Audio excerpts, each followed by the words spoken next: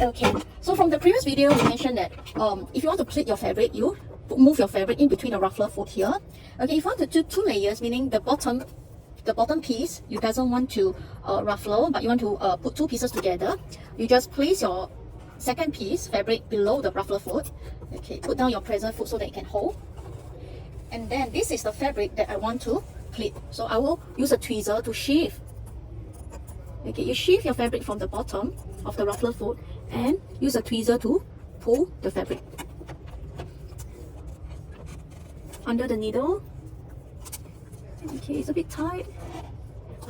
Alright, so there's 2 layers. Okay, this is how you install the fabric. So now we are going to try 6 stitches or 6 steps with a single pleat.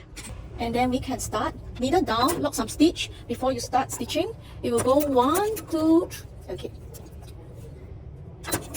So this is not moving because you have to sheave slightly further up so that it can move together. Right. So continue and you pleat 1 time. You see, it goes 6 stitches and then it pleat 1 time. Remember to hold your fabric so that it aligns. Okay.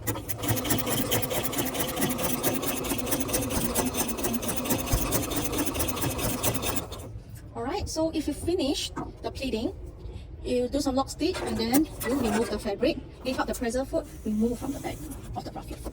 So this is how it looks like after the pleating, 6 steps or 6 stitches, 1 pleat. Okay, so depending on how you want to construct your fabric, okay, so this is the wrong side of fabric and then you can flip it down, okay, to achieve a skirt